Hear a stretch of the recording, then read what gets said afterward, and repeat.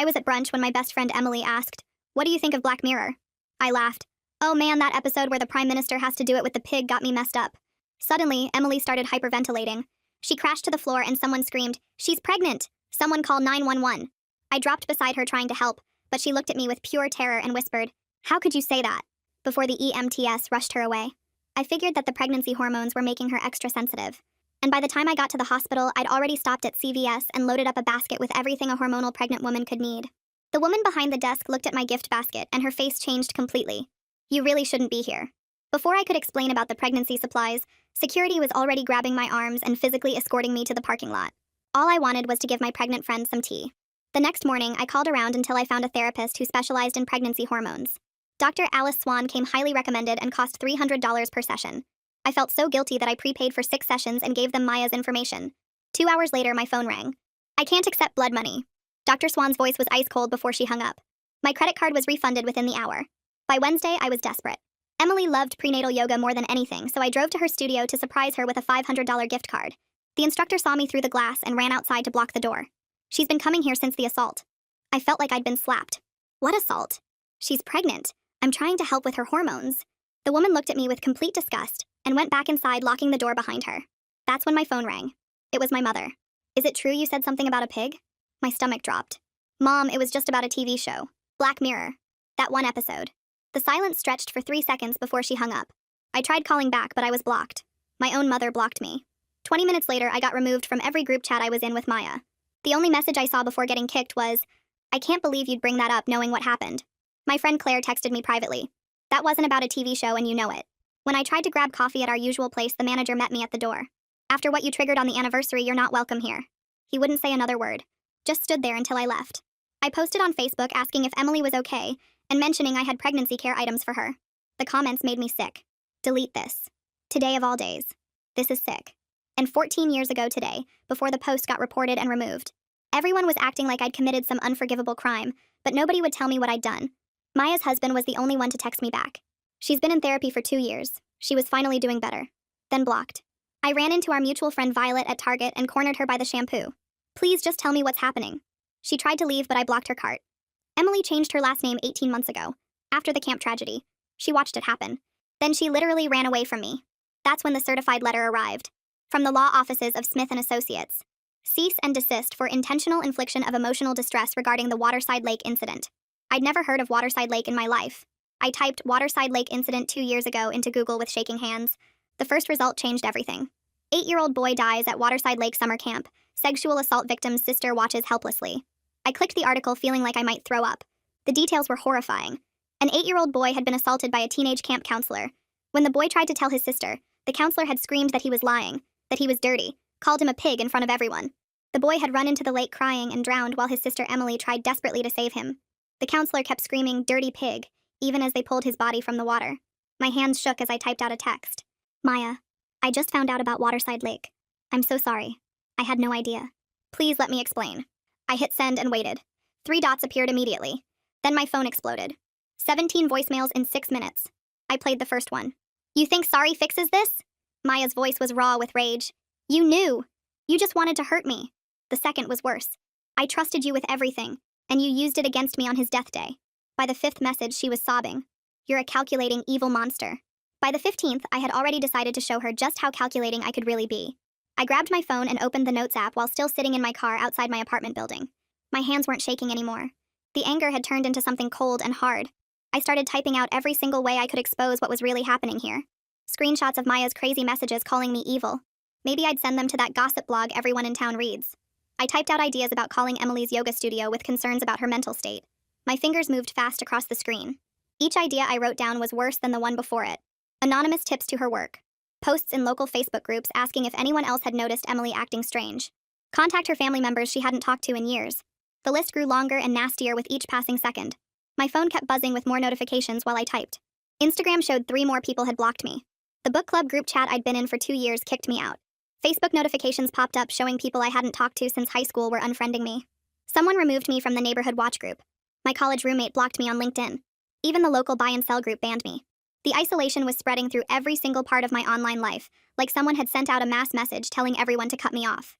I closed the revenge list and pulled up the Waterside Lake article again on my phone. This time I forced myself to read every single word slowly. The 8-year-old boy had been crying when he ran to his sister Emily after the counselor touched him. The counselor had grabbed him and screamed that he was lying, called him a dirty pig in front of all the other kids, said pigs like him deserved what they got. The boy had broken free and run straight into the lake, still crying. Emily had jumped in after him but couldn't reach him in time. The counselor kept screaming dirty pig over and over, even as they pulled his small body from the water. Other campers said Emily had to be physically restrained from attacking the counselor. She'd been 14 years old. My stomach turned, but I kept reading. The counselor had been arrested but released on bail. Died in a car accident 3 months later before the trial. Emily's family moved away immediately after. The cease and desist letter was still sitting on my passenger seat where I'd thrown it earlier. I picked it up and read through the legal language more carefully this time. Intentional infliction of emotional distress regarding the Waterside Lake incident. The law firm was threatening further action if I made any additional contact. They could sue me for damages. Get a restraining order. This wasn't just social consequences anymore. This could destroy my finances and maybe even lead to criminal charges.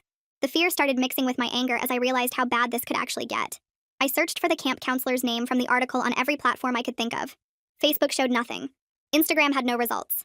Twitter came up empty. LinkedIn had 0 matches. I tried different spellings and variations but found nothing except the same few news articles about the incident. No family members posting about him, no memorial pages, no old social media accounts. It was like he'd been completely erased from the internet after he died. My frustration built with each failed search. Part of me had wanted to find something. Anything I could use to show that I wasn't the real villain here. I opened Facebook and started drafting a post explaining everything. Typed out how this was all a huge misunderstanding about a TV show reference. Found screenshots of Black Mirror episodes online and attached them. Added a long explanation about how I'd never heard of Waterside Lake before today. How I was just trying to help my pregnant friend with hormones. My thumb hovered over the post button for 30 seconds. Then 40. Then a full minute. Something in my gut told me this would make everything worse. I deleted the whole thing without posting it. I found Emily's number in my contacts and hit call before I could think too hard about it. Maybe if I could just talk to her directly without Maya interfering. The phone didn't even ring. An automated message came on immediately saying this number was no longer accepting calls from me. She'd blocked me completely. There was no way to reach her directly anymore. The wall Maya had built around Emily was total. I opened my email and started typing a message to Dr. Swan. Explained that I genuinely hadn't known about Emily's trauma. That I'd been trying to help with what I thought were pregnancy hormones. That the therapy sessions I'd paid for were meant as a real gift, not whatever she thought they were. I hit send and waited. Within 60 seconds, an auto reply came back. Do not attempt further contact or legal action will be taken. Even the therapist was threatening me with legal consequences now. I started writing an email to my mother trying to explain the Black Mirror reference. Typed out a whole explanation about the TV show and how it was just an unfortunate coincidence. Deleted it and started over with a different approach about how everyone was overreacting. Deleted that too and tried a third version focusing on how I couldn't have known about something that happened before I even met Emily. None of them sounded believable even to me. The Black Mirror explanation seemed fake. The coincidence felt impossible. The timing was too perfect to be random. I saved all 3 drafts without sending any of them. That night I tossed and turned in bed for hours. Every time I closed my eyes, I saw that little boy's face from the news article photo. Then I'd see Emily laughing at the party right before I made that stupid joke. My chest got tight and I couldn't breathe right. I kept checking my phone every few minutes even though nobody was texting me anymore. Around 3 in the morning, I gave up trying to sleep and went to the kitchen to make coffee. My laptop was still open on the counter showing those unsent email drafts to my mom. I closed it and just sat there in the dark kitchen until the sun came up. My phone buzzed with a work notification, and I grabbed it hoping someone was finally talking to me again. The email from HR made my stomach drop. They wanted to see me tomorrow at 9 sharp about our company's online conduct policy. The message mentioned reviewing social media activity that could damage our reputation. Someone must have screenshot my Facebook post before it got deleted. I started shaking because I needed this job to pay rent, and now even my work was getting involved in this mess. I went to my home office and found the cease and desist letter in my bag. I spread it out on my desk and grabbed a yellow highlighter. Every scary legal phrase got marked up. Intentional infliction of emotional distress got 3 circles around it. Further legal action got underlined twice. Harassment and stalking behaviors made me feel sick. The more I read it, the more I realized this wasn't just people being mad at me online. This was real legal trouble that could ruin my life. I started calling law firms from Google searches at exactly 8 when they opened. The first 3 said they didn't handle this kind of case. The 4th one transferred me around to different people who kept asking me to explain the whole story over and over. Finally, I got connected to Ray Pennington's assistant who said he specialized in defamation and media law. She could squeeze me in for an emergency consultation that afternoon for $500. I booked it immediately because just having an appointment made me feel less panicked about everything falling apart. The law office was in a fancy building downtown, and I got there 20 minutes early. I sat in the waiting room going over my story in my head. Maybe if I explained about the Black Mirror episode clearly enough, Ray would see this was all a big misunderstanding. People were overreacting to an innocent TV reference, and once everyone calmed down, it would blow over. The pregnancy supplies I bought for Emily were still in my car, and I kept thinking about how I just wanted to help my friend. After the appointment, I went out to my car and grabbed the gift basket from the trunk. I brought it inside and set it on my kitchen counter. Looking at all the teas and lotions and pregnancy books I'd carefully picked out made me feel weird. What I thought were thoughtful gifts now looked like evidence of something creepy. The basket sat there like proof that I didn't understand what was really happening. Ray called me into his office right on time, and I sat in the leather chair across from his huge desk. He had a legal pad and fancy pen ready, and told me to start from the beginning. I went through everything from the party joke to the cease and desist letter. He didn't interrupt once, just took notes the whole time I talked. When I finished, he set down his pen and looked at me with this serious expression that made my chest tight. He explained that I was facing real legal risks, including possible defamation lawsuits and harassment charges. The most important thing was to have absolutely no contact with Emily or Maya or anyone else involved. No texts, no calls, no showing up places, nothing. His tone was calm but firm, and I finally understood this wasn't going away. He had me write out a timeline of everything that happened since the party. Every text I sent, every call I made, every place I went trying to fix things. Seeing it all written down in order made me realize how it looked from the outside. All my attempts to help or explain looked like stalking behavior.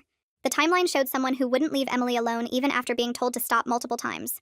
Ray reviewed my timeline and pointed out each action that could be used against me legally. He explained that any public posts about the situation could be seen as retaliation or defamation. Even defending myself online could make things worse legally. I was basically trapped into silence while everyone else could say whatever they wanted about me. The unfairness of it made me angry. But Ray said that was just how these situations worked. My only option if I really wanted to fix things was working with a restorative justice facilitator. He explained it was a process where someone neutral would help repair harm without direct contact. I didn't really understand how that would work, and felt skeptical about the whole thing. But Ray insisted it was my only choice that wouldn't risk making the legal situation worse. He gave me the name of someone named Maria Roth who specialized in this kind of work. I left Ray's office and walked back to my car through the building lobby, where a community board caught my eye with a bright yellow flyer for a trauma survivor support group meeting every Thursday at the community center. I pulled out my phone and took a quick photo thinking, maybe if I understood trauma better, I could figure out what I'd actually done wrong here. The drive home took 20 minutes, and when I got inside, I sat at my kitchen table with my laptop and opened our old shared Google Calendar that I hadn't looked at in months. There it was in bright red on today's date marked as Waterside Anniversary. Check on Emily. In a group calendar I'd muted back in January when all the notifications got annoying. My stomach turned as I stared at that red marker, realizing I could have known if I'd been paying any attention at all to what was going on with my friends. I clicked over to my messages and started scrolling back through old texts from the past few months looking for anything I might have missed.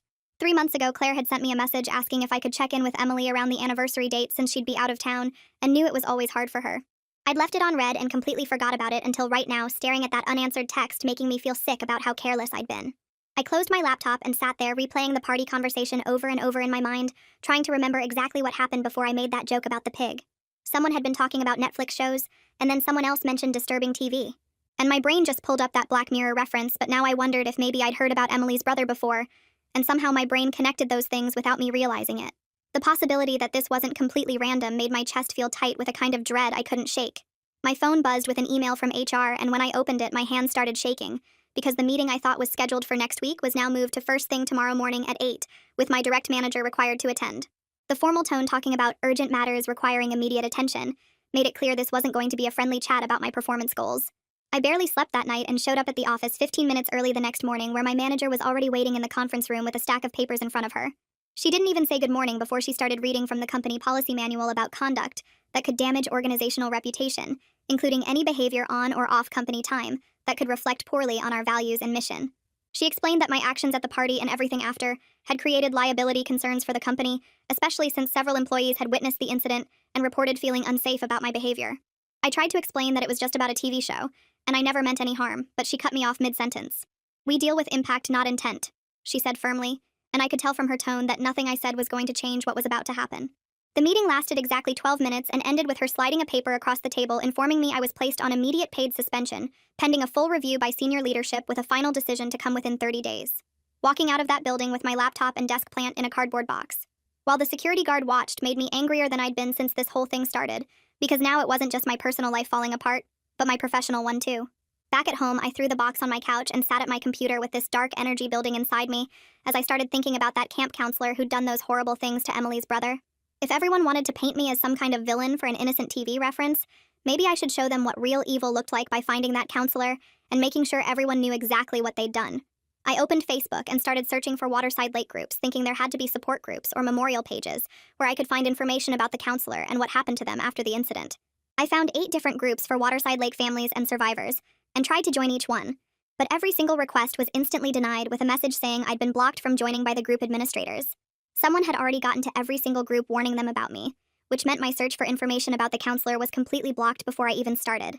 My phone buzzed with an Instagram notification, and when I opened it, there was a DM from an account with no profile picture and 0 followers. The message said they used to work at Waterside Lake and had documents that might interest me about what really happened that day.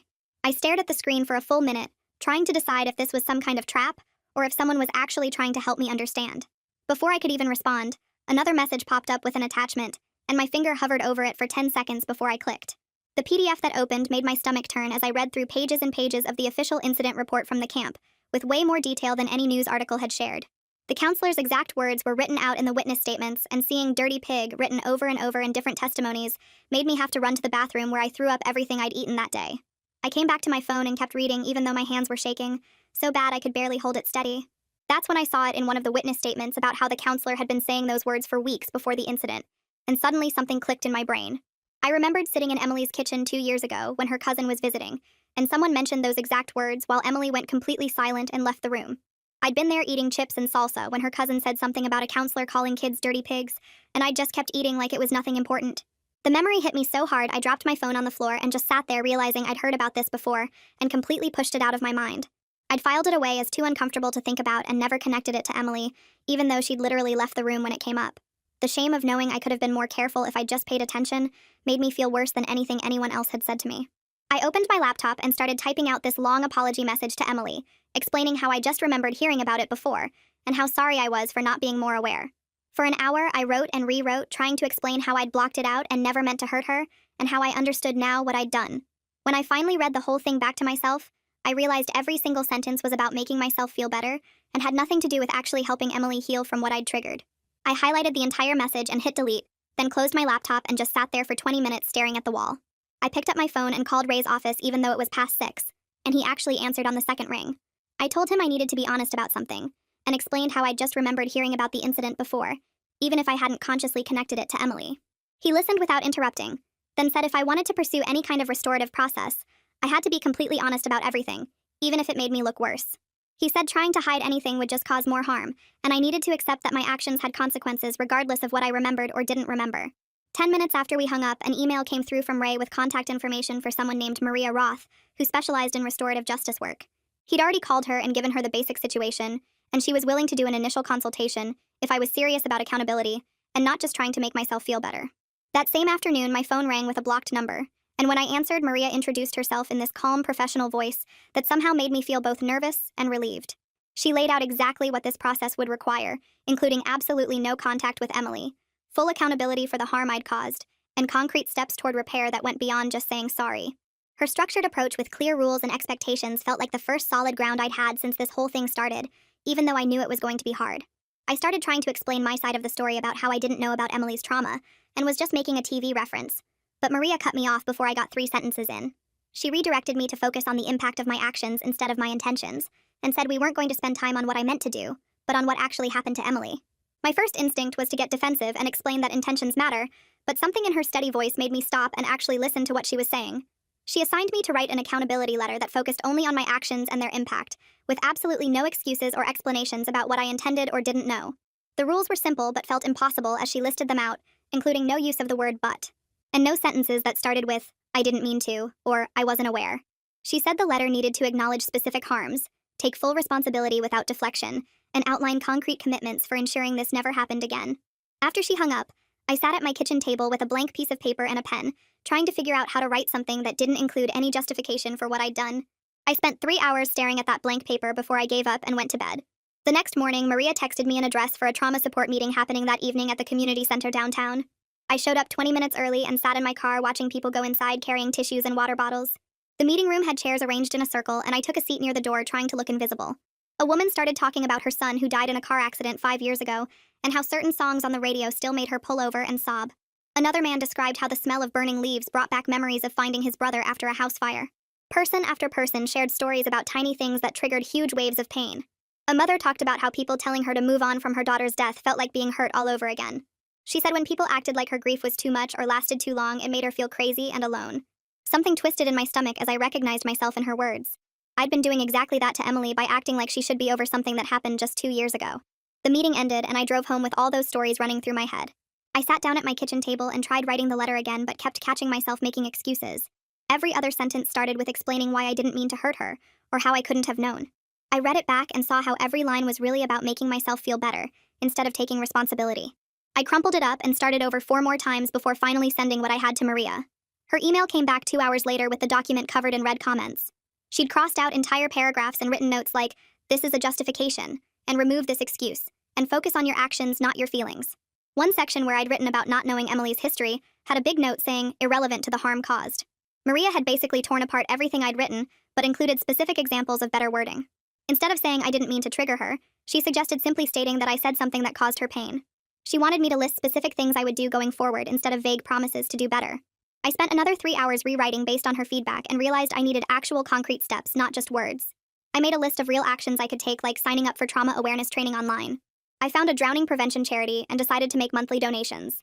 I wrote down that I would maintain complete no contact with Emily unless she reached out first.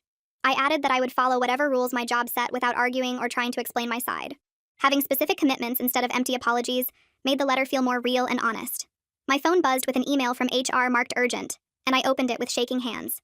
They were warning me that any public posts about the situation on social media would result in immediate termination. The message was clear that this included Facebook, Instagram, Twitter, or any other platform where I might try to defend myself. I replied acknowledging I understood, and would not post anything about what happened. Part of me wanted to argue that I should be able to tell my side, but I knew that would just make things worse. Right after the HR email, my phone lit up with a DM notification from that anonymous Instagram account. They'd sent a screenshot from my own Instagram from 8 months ago showing a comment I'd left on someone's photo. It was a picture from a birthday dinner, and I'd replied with 3 pig emojis under a photo that had Emily in the background. Seeing proof that I'd been carelessly using that specific image around her before made me feel sick. This wasn't just one random TV reference, but apparently a pattern of me being thoughtless. I went through my phone and deleted the entire folder where I'd been collecting information about the camp counselor. I'd saved articles and screenshots planning to track them down and expose what they did, but holding on to that anger wasn't helping anyone. I texted Ray telling him I was dropping any plans to find information about the counselor, and he replied saying that was the right choice. Letting go of those revenge fantasies felt like putting down something heavy I'd been carrying. I found the yoga studio gift card in my car and drove to the post office to mail it back. I wrote a short note to the studio owner apologizing for any disruption I'd caused by showing up that day. I didn't mention Emily or try to explain the situation, just said I was sorry for the disturbance and hoped the gift card could be used for someone else. Dropping it in the mailbox felt like one small thing I could actually fix. That night, I went online and found a drowning prevention organization that worked with camps and swimming programs. I set up a monthly donation of $50 in memory of Emily's brother, without using Emily's name anywhere. The charity had an option to make donations anonymous, so there would be no way for it to get back to Emily or seem like I was trying to buy forgiveness. Making that commitment felt serious and real in a way that just saying sorry never could. Maria called me that afternoon to say she was putting together everything for Emily. She had my accountability letter printed on nice paper, along with copies of the donation receipts and training enrollment confirmations. I drove to her office and signed 3 copies of the packet, while my hands shook a little. Maria said she'd send it through Emily's husband, so there wouldn't be any direct contact from me. I went home and tried to keep busy but kept checking my phone every 5 minutes.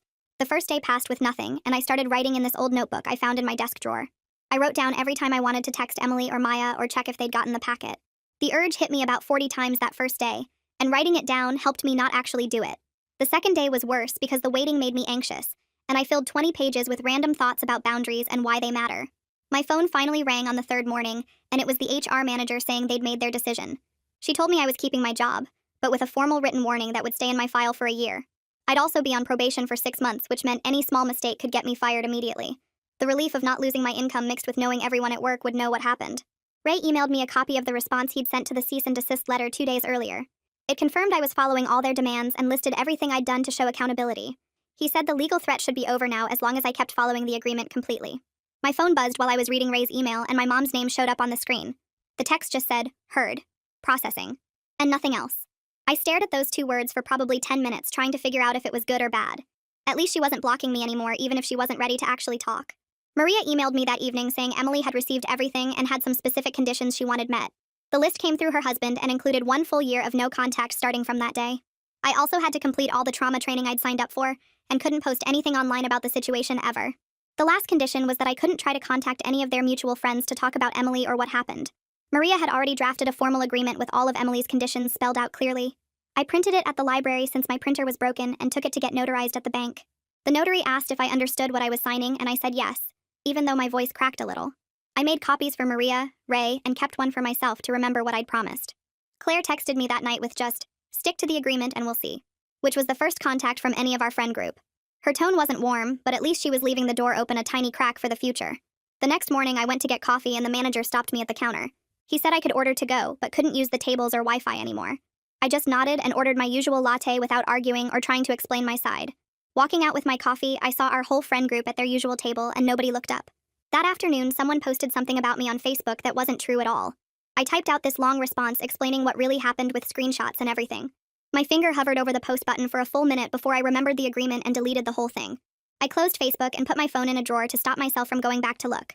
Each time I chose not to defend myself, it got a tiny bit easier to let go of the need to control the narrative.